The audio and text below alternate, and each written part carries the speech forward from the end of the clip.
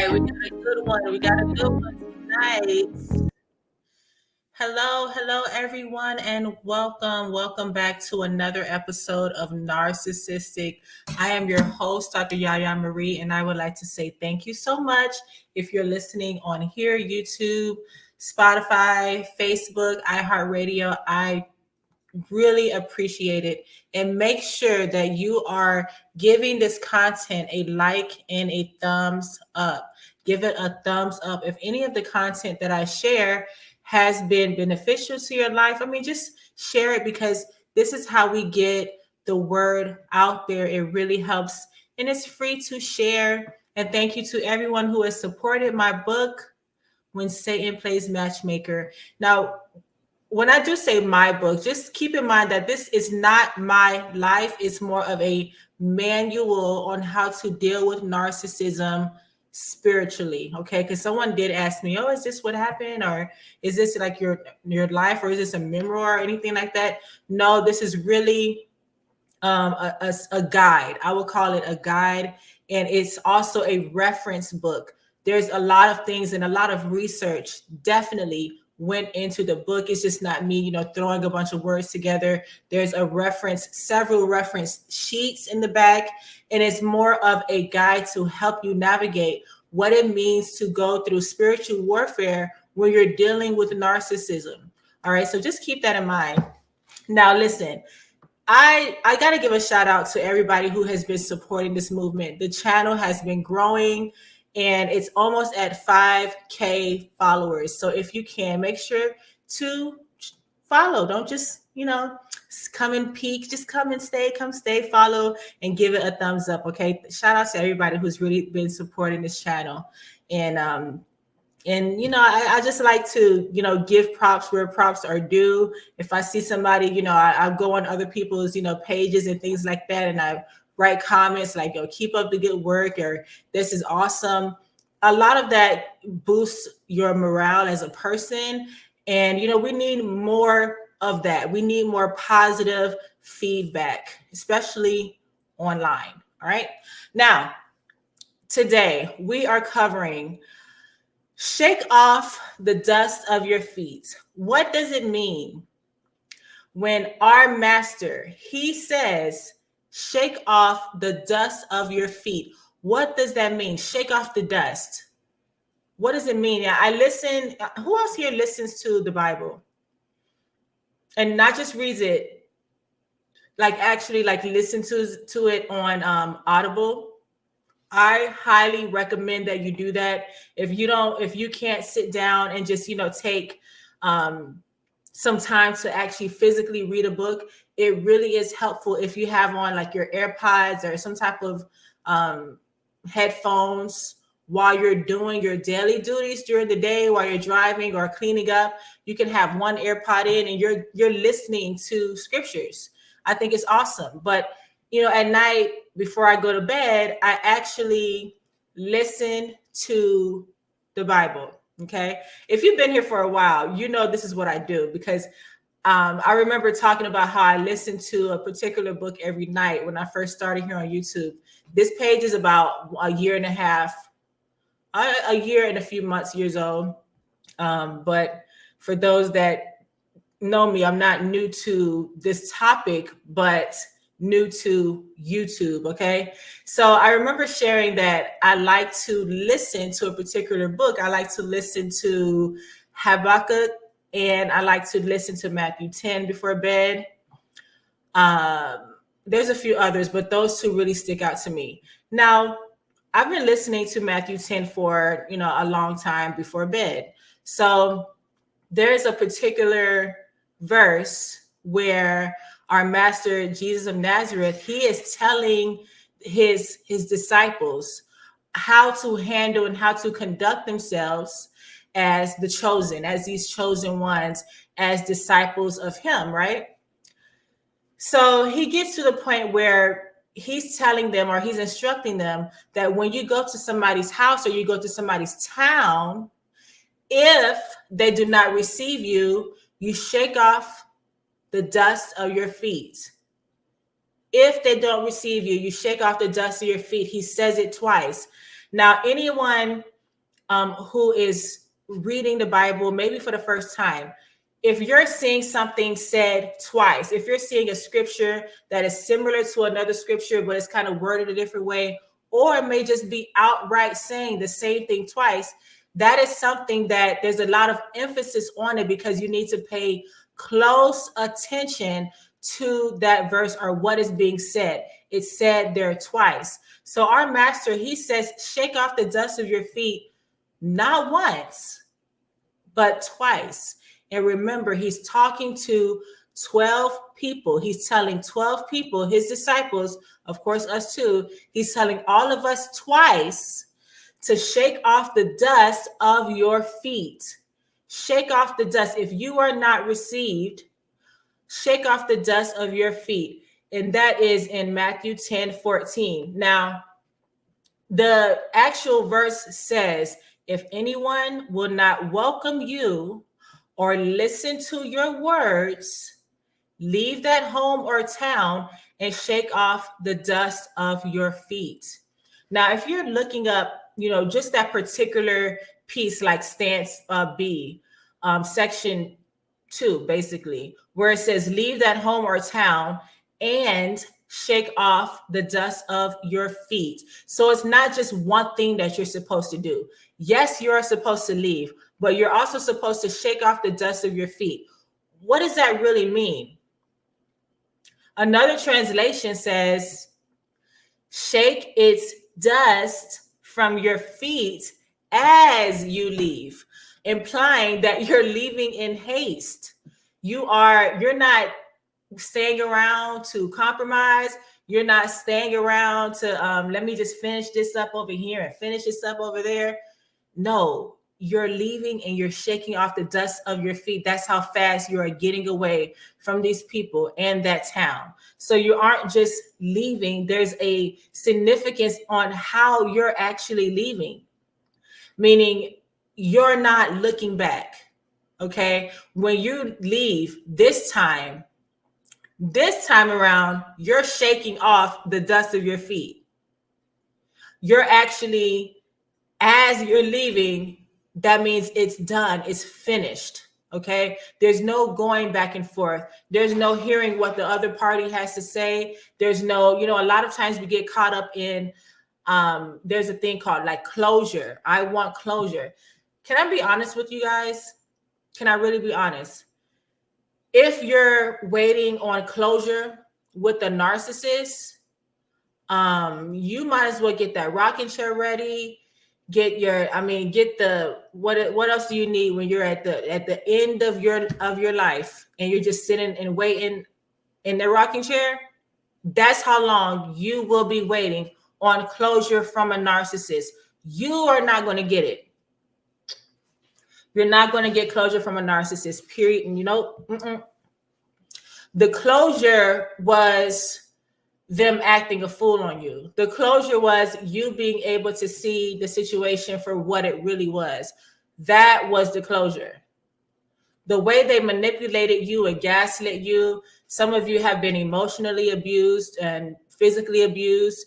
You have been manipulated to the point where you probably don't even talk to your children anymore. The narcissist got through to your children and manipulated them. What more do you need to move on? You don't need closure. That is the closure. The way that they treated you and handled the situation is all that you need to say, I'm done, and that is it. Shake off the dust of your feet as you leave, meaning you're not going back. You don't want to hear it. And as you leave, to where? Leave that home or town. This is not me saying this. This is actual scripture saying this. So for all the people who say, oh, you're supposed to, stand and, you fight.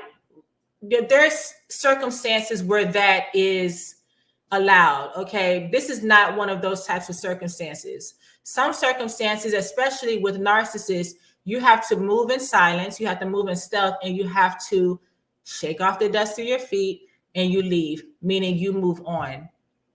There's nothing else to be said. There's nothing else to be, negotiated. There's none of this is up for negotiation. This is what it means when he says, shake off the dust of your feet and move in haste. Leave that home or town. Don't let these people that you may have grew up with, or, a lot of people have family that they want to please. And I'll be honest, a lot of the narcissistic abuse and just dealing with toxic people in general, they can smell somebody from afar that has some type of issue with their family. So say, for instance, you come from a home where you were conditioned to be the pleaser in the family. You were conditioned to be not only just the breadwinner, but you're the pickup guy or gal. Okay. You are the one that's making sure everybody's together. They call you at times of need, or they depend on you and your resources for the family to thrive. Now, you were conditioned that way, okay?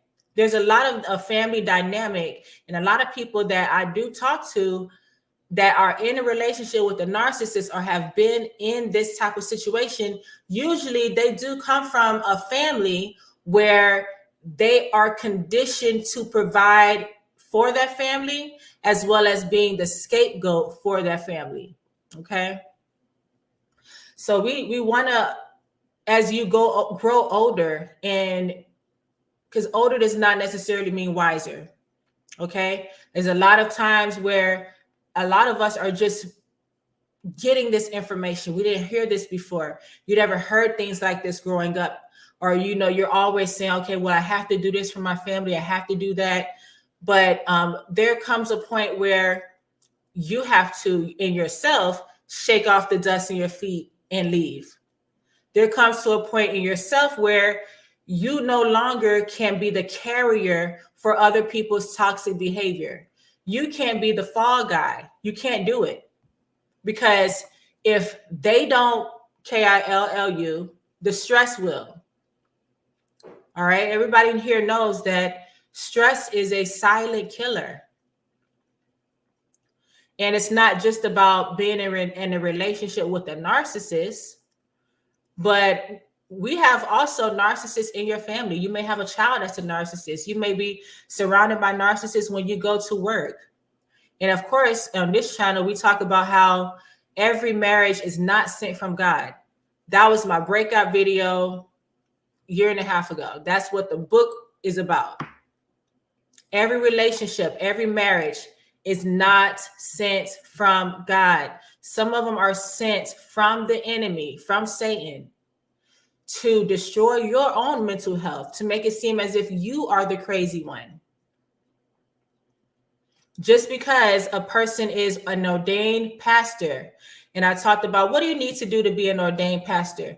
If you're listening to me right now, you can go online right now for under $50 and get an ordination. Email to you, and you now are ordained to marry two people. Yeah, look it up.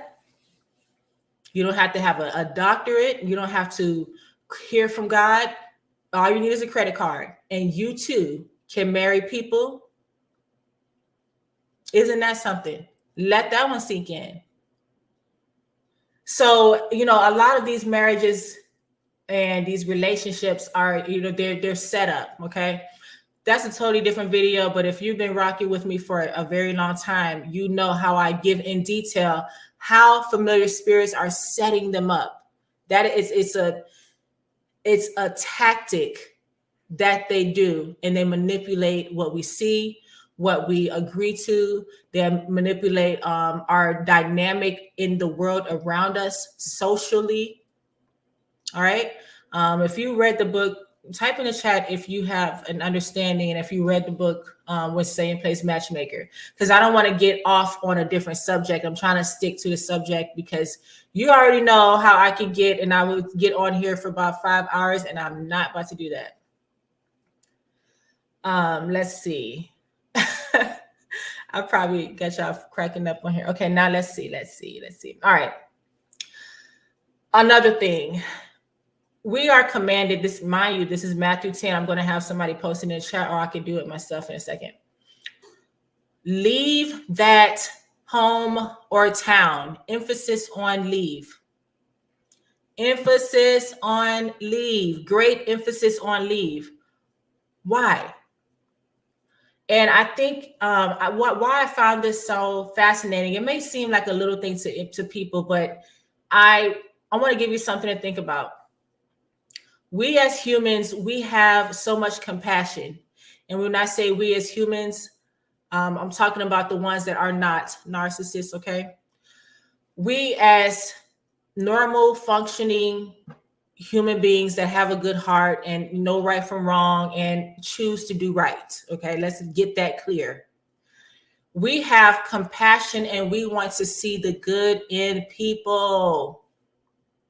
We have compassion on them. Isn't it ironic where our master is saying, hey, you need to leave that home or town, shake it off and leave. But what do we do as a society? What do we do as humans? We find the good in people and we stay. We find the good and say, you know what, maybe I should give him or her a chance. Maybe they have changed. They have not. I did a video on, the significance and what you can learn from a pig. They eat their own excrement. They return to their own vomit. Same thing as along with dogs. We are humans. We are not supposed to do that. I find it interesting that our Savior, he is not even, there's a freedom that comes with believing in the Most High God. There's freedom. You are free to leave. Churches these days will guilt trip you and say, oh, who God put together, let no man put us under, knowing that God did not put that together. A pastor or a so-called pastor who paid probably $49.99 got online with their credit card and became an ordained priest or pastor and said, I'm the one who's going to put this together. You didn't hear from God. And why would the Most High, the creator of the whole entire universe, why would he put you as his child with the manipulative, cheating narcissist? Why would he do that? A lot of people blame God. God didn't do that. He's being unjustly blamed for these I hate to even call it a relationship, because this is going beyond a relationship. This is in the workplace. This is in your family dynamic. Things are happening with the dynamic with your children, possibly. Do you really think God said, okay, I'm going to give my child this type of hardship? A lot of it's because of the choices that we make, and that's how we have to take accountability and stop blaming God, because the signs are there. The signs will be there. But a lot of people are being guilt tripped into staying in places where they do not belong. This is why it is significant where the Most High God, he even said, leave that home or town and shake off the dust of your feet. Meaning, don't look back. There's nothing else there. Shake the dust off and go. He didn't say go back and forth. He didn't say go to try to explain yourself. In content, if you go ahead, I'll give you homework, as you already know that I like to do. Your homework is to read that in content. Okay, so go to Matthew 10 and just read the whole 10. All right, and you're also going to see where he's explaining that if they don't listen to you, if they're not trying to hear what you're saying, that is why you need to leave. But after that, it's done. Okay, there comes to the point where you get tired of talking. You get tired of trying to explain your point and telling people how you feel. For what? They're not going to listen. They're not listening, y'all. They are set in their ways. And I will tell you another point is, I would say 100% they know what they're doing. Today I recorded a video on how everything is not mental health. Everything is not a mental health issue. Everything is not a mental health issue. I say that again. Some things are people being evil. Hear me out. So you mean to tell me there are so many people, what, 7.2, I would say about 7 billion people in this world. Millions suffer from mental illness. Do you see them committing crimes, as in there are the majority of the ones that are gaslighting you, and they're in these MPD relationships? A lot of the people that are suffering from mental illnesses are victims of MPD abuse. Why? Because these predators, they target people that they know that are easier to manipulate. Am I saying that all mental health people are all people that have a mental health issue, are they easy to manipulate? That's not what I'm saying. I'm saying in a narcissist's eyes, they will prey on people that they deem as more susceptible. Think about how a criminal may target somebody who's weak, somebody who cannot fight back, someone who, it's honestly, it's evil, it's sick. But this is how they think, okay? We have to get out of that way of thinking that people have our best interest in mind. Everybody does not have our best interest in mind. So when you tell somebody that you may have a mental illness, you become a target, because now they can easily say, oh, this person's crazy. Look at them. Once they provoke you, look at them. This is how they act, because he or she has a mental illness.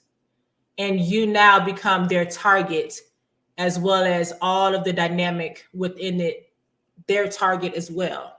Because the narcissist seldom just works alone. They pull people into the cycle, to the triangle with them, just to what? Target you. All right. So I had to throw that out there too, because everything that you see here, especially these days, oh, he or she was mentally ill. They were mentally ill. Everything is not a mental illness issue. Some of these people are demonic, and you just need to stay away from them. Don't try to rationalize it. Don't try to give them the benefit of the doubt. Don't feel bad. I hear that a lot. Oh, I feel bad. Why do you feel bad? I don't understand it. Why do you feel bad? You get away from them. We live in a society where you have to be politically correct. You can't judge anybody. No, I'm definitely, if I see something, I'm not going to give you the benefit of the doubt. I am going to shake off the dust of my feet as I am commanded to do, and I'm going to leave. Not sorry at all. That is what our commander-in-chief, this is what he says. Yep. I don't feel bad about it at all. Nope. If he says to leave, I'm leaving. Remember when the guy, I don't even know his name. Does the Bible even say his name? The one who wanted to, follow the Most High God. No, he wanted to follow Jesus, and he said, oh, but I got to go bury my brother. And Jesus straight up told him, you let the dead bury the dead. Who in here thinks that was harsh? You have to think about this, guys. We have so much love and compassion. I'm not saying that you're not supposed to, but you have to play it smart. Okay. You have to be as wise as these people are, because we know the kingdom of darkness, they got it. I will give them their props. They really are on one accord when it comes to being evil. But when it comes to us, the people that are in this love and in this light, and we follow the Most High, why is it that we just like sitting sheep? We're just like, okay, come eat me. I'm going to be your dinner tonight. amongst all these wolves. I'm going to be your dinner. Like you can't do that. We have to be smart enough to say, let's go out into this world. We can't hide from everybody. And we know that we do not want to be manipulated. Okay, so you have to have a certain toughness. And one thing about it is the devil does not have any feelings. A lot of people run around saying, I feel bad. I feel bad about this. I feel bad about this. Why? Did they feel bad when they were assaulting you? When they were manipulating you and triangulating you? Did they feel bad about possible STDs that they passed to you? Did they feel bad? No, they did. They could care less. All right. So when it comes to these feelings, a lot of this is soul manipulation. Soul manipulation. What is inside of your soul? Your soul holds your mind, your will, your intellect, your feelings. Okay. So to get to you, one of the ways to get to you is through the manipulation of your feelings. This is why when you leave a narcissist, you may find yourself ruminating. You may find yourself, what is rumination? Rumination is when you're constantly thinking about this toxic individual in a way that is kind of like distorted as to what really happened. So say, for instance, you got out of the relationship. You know this person is a jerk. They did the absolute most to you. They did everything bad under the sun. And when you first got away from this person, you were like, oh, good, thank goodness I am away from this person. They can never bother me. Then what happens?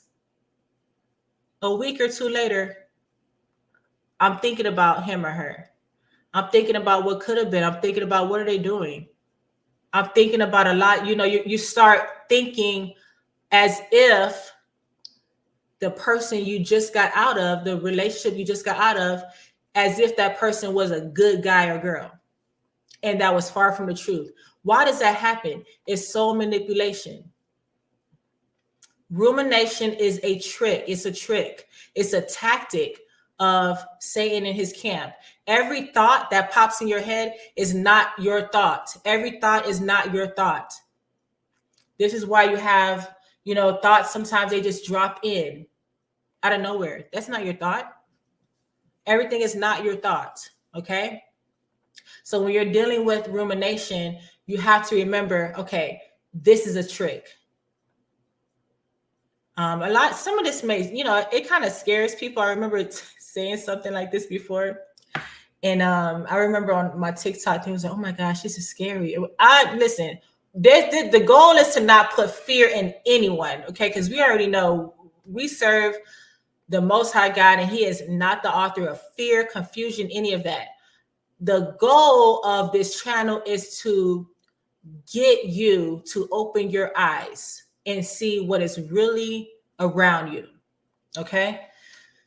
Every thought is not your thought. Definitely. This is why, remember Paul when he says casting down imaginations, okay? All right, let's move on. So it's important to understand that when you have to get to the point where you're okay with shaking off the dust of your feet, aka cutting these things that no longer serve you. Cut it off, leave. It doesn't matter who it is. There's a verse in the Bible. A lot of people I talk to are going through matters with their family, and they're, you don't want to make it as if you're holding a grudge. There's one thing to hold a grudge, and there is one thing to say, okay, I'm not going to deal with it anymore.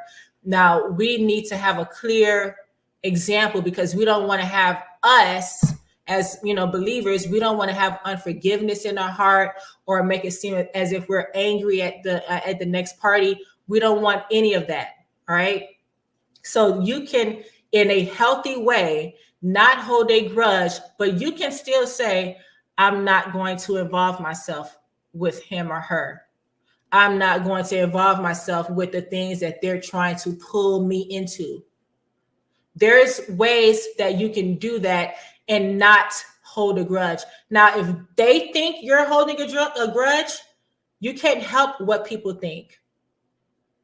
What people think about you is not your issue. This is between you and the Most High God. He is the one that searches and knows the heart.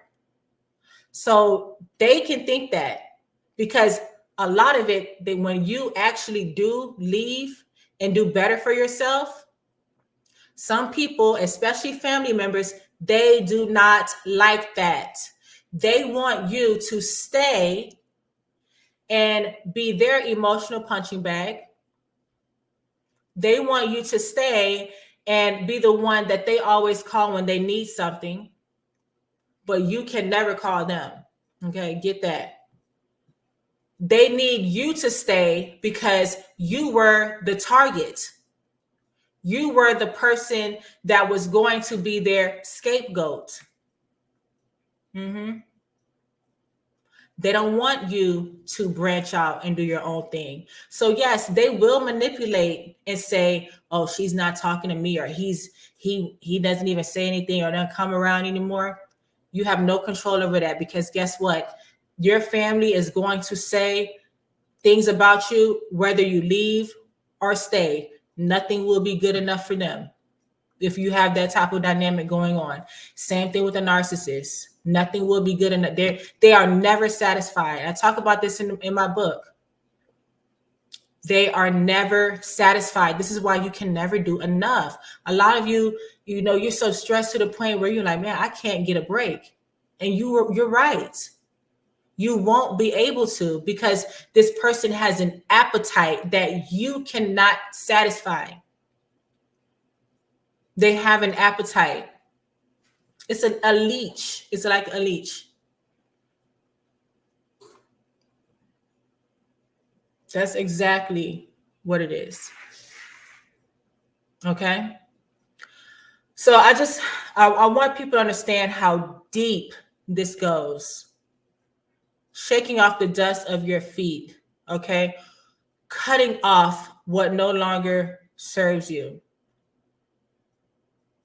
Cut it off. Cut it off. Don't look back. One last scripture, because I'm also about to tape something else that I do feel that people, it's going to be very beneficial. Okay. I wanted to go to Matthew 5:30 in regards to cutting off what doesn't serve you. Where our master, he said it himself, listen, y'all, because the world will tell you to stay and, let's all get along. Our master, he said himself, he did not come to bring peace on earth. He came to bring a sword. He's going to set a division. Okay. So if you're going through things with your family or anybody at the job, whatever, whoever, understand that there's going to be a divide, because of who you are and how you believe. If you're truly living for Christ, you're going to have some type of issue where it's going to seem as if you have to cut somebody off, and that is true, because our God is not a liar. He cannot lie. So if you're not going through that, you see what I mean? It's his word. It may go over a lot of people's heads, but if you get it, you get it. Okay. So listen to this. If your right hand causes you to stumble, cut it off and throw it away. It is better for you to lose one of your part of your body than for your whole body to go into HELL. And I can't say the word, because last time when I said that, they flagged me and took my video off. But you get the point. That is in Matthew 5:30. Okay. So here we also have the significance of cutting off what no longer serves you. What about the verse where I don't have it written down, but where he says there isn't a person in this lifetime where if you left your mother, if you left your father or brother, he names family members, that will not get back tenfold. If you left them for righteous or for the kingdom's sake. Somebody pull that up. I'm going to have to put that in the chat. Does everybody have a good understanding of what it means to shake off the dust of your feet? Because this world will gaslight you and make you feel as if you have the problem. If you say, hey, if you put yourself first and say, I can't no, I'm no longer am going to do this because it is bad for me spiritually. All right. If it's bad for you spiritually, it has to go. If you're not being received, shake off the dust of your feet. Okay. That is Matthew 10:14. All righty. Now listen. I have a couple of things coming up. I'm going to be working on some more of the videos and getting some more of the vids back up here on YouTube, as well as Facebook. I'm in the process of uploading a lot of things on there too. TikTok is still, it's I don't know what's going on lately, but it just seems like they put some of the videos, I don't know, it's just kind of weird how they're doing it. I don't know, maybe I'll just look into it, but yeah, whatever. Okay, so if you have not grabbed a copy of the book yet, it is titled When Satan Plays Matchmaker, Exploring the Spiritual Side of Narcissism. Exploring the spiritual side of narcissism. You know, we know what narcissism is according to the world. We know that, you know, it's something that they call it a personality disorder, or, you know, it's in the DSM-5. It under a actual disorder. You can literally be diagnosed narcissistic. But do they get diagnosed? Very rarely. They don't believe that they actually have a problem. When was the last time you saw a narcissist say, hey, I'm a narcissist and I'm here to get help? And no, I'm not talking about people on here on YouTube claiming to be narcissists to get likes and views and fuel from the public's supply. This is why I don't even deal with people that profess that they are they are a diagnosed narcissist. It just rubs me the wrong way. It really does. Yep. I said it. It rubs me the wrong way. And, you know, they get up on here and they get all the fuel. See what they're doing? Come on, come on. You got to recognize these people. Recognize them. A lot of it is for attention, fuel. They're getting their narcissistic fuel from who? Us, the public. Right there in our faces. Yeah, so those people, they never sat right with me. The ones that are on here claiming to be narcissist and acting as if they have some type of insider scoop. But when you mention about how narcissists are demonic, they laugh it off. Something to think about. They will call you crazy. They call people like me crazy.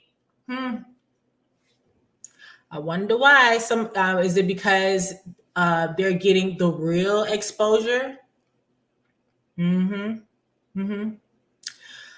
Alrighty, guys. So I'm going to jump on another one of the episodes that I'm getting ready for, and I would just like to say thank you. Thank you so much for listening, and thank you so much for reaching out to me. If you have any questions, and we're doing another Q&A. Make sure that you are giving me your scenario. If you want your question read anonymously, live and answered, make sure that you DM me, email me.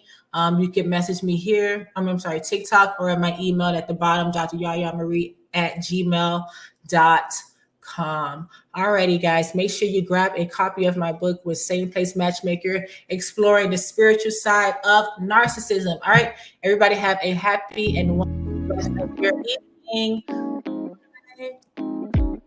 Let's see where we